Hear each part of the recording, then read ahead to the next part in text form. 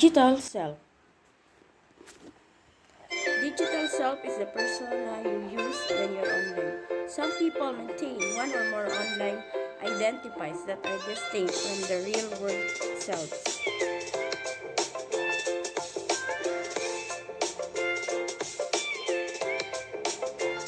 Others have a single online self that's more or less the same as they inhabit in the real world.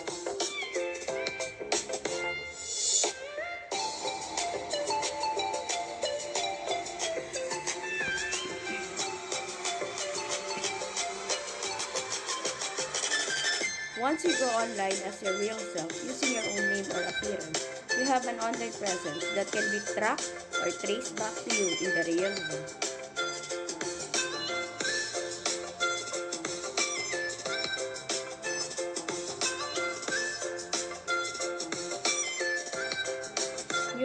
Your online presence is hard to hide, difficult to control, and easy for recruiters and hiring managers to find.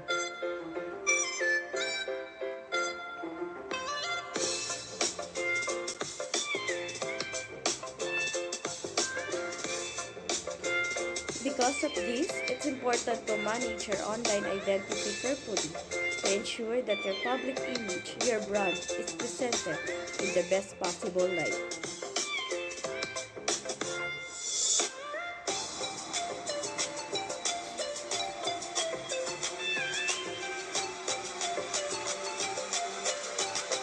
You have more control over your digital identity. It's not possible to have 100% control, but by building your own online presence, you always maintain the lion's share.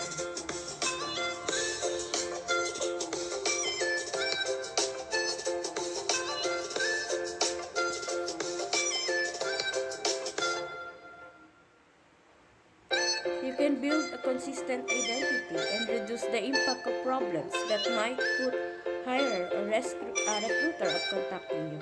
Think of the damage control that celebrities do when salacious stories start. It's this kind of approach, but on much smaller scale.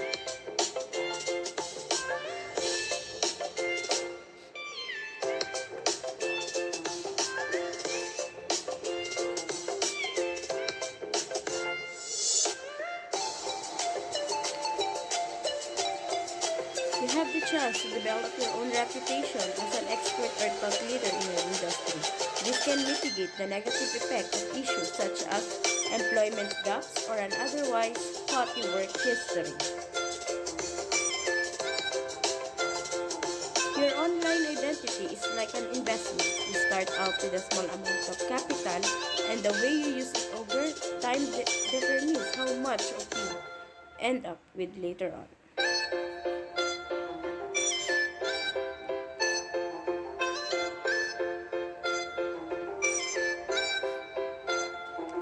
The difference is, it's actually a lot easier to control your online identity than it is to predict the stock or real estate market.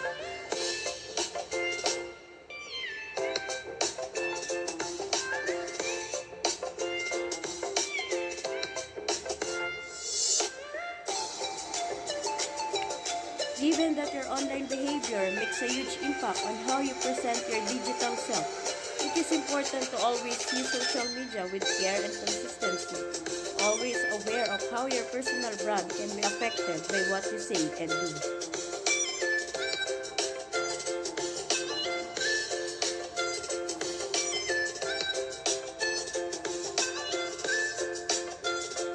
Always assume that potential employers will perform an online search, so make sure that everything they find is positive and professional.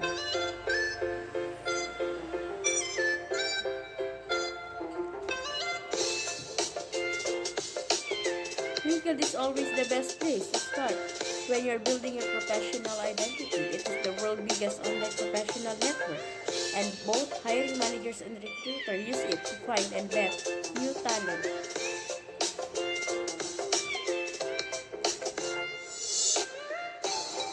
It's always cheaper, faster, and overall easier to hire via a referral than to open up a job to applicants. So make sure you're the one people that are referring by building a strong and active LinkedIn presence.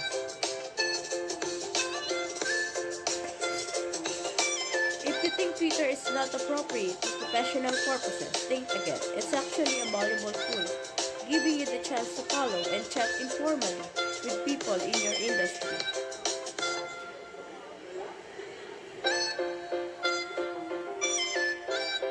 Even Facebook can be useful in this way. If you're following the right people, it is the most popular social media platform in the world, with more than 1 billion unique users, so there's huge potential there for developing professional connection.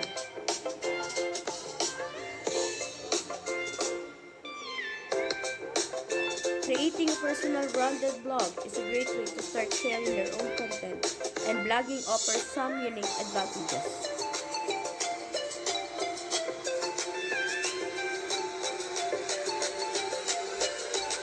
You have the chance to develop your thoughts in much greater depth than on social media, and this makes it easier to truly define who you are and what you can offer in terms of professional skills. When we talk about the digital self, we are talking about the self as it exists within digital spaces.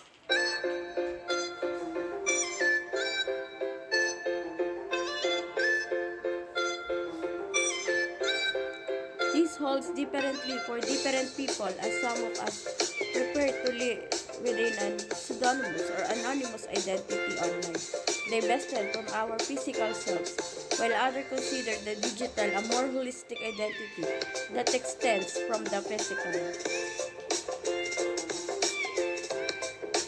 Your digital self is just self in that it exists across whatever mediums, website, and services you use.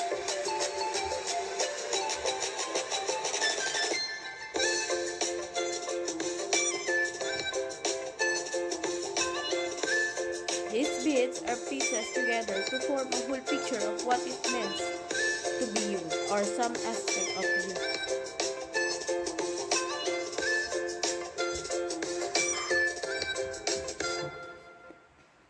This may be carefully curated, or it may be an emergent property of who you are.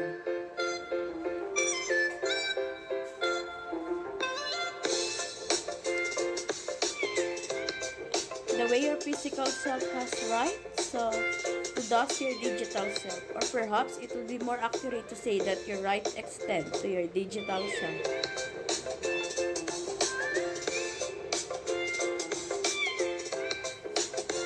I do not personally consider that there is a separation between this self when it comes to the right, as both are aspects of you, and you have rights.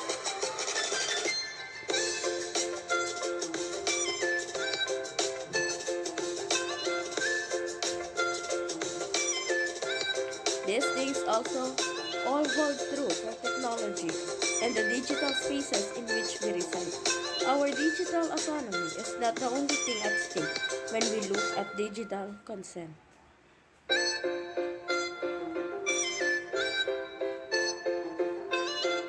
The ways we interact in digital spaces impact our whole selves, and exploitation of our consent impact to or ourselves whole.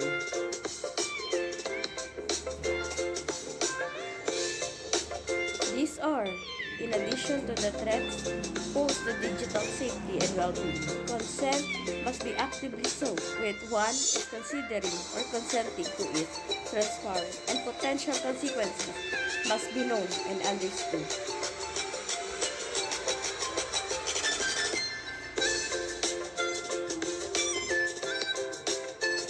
In order to protect and empower the digital self, to treat everyone justly and with respect, we must hold the digital self be as sacrosanct as other aspects of the self and treat it accordingly. Social media is defined by its interactivity, connectedness, and user-generated content. In today's society, the use of social media has become a necessary daily activity. Social media is typically used for for social interaction and access to news and information and decision making.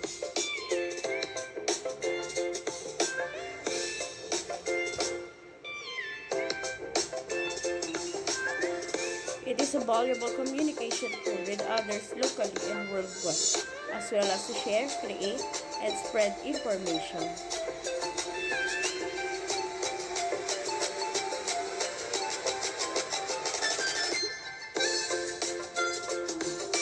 Social media can influence consumers' purchase decisions through review, marketing, tactics, and advertising.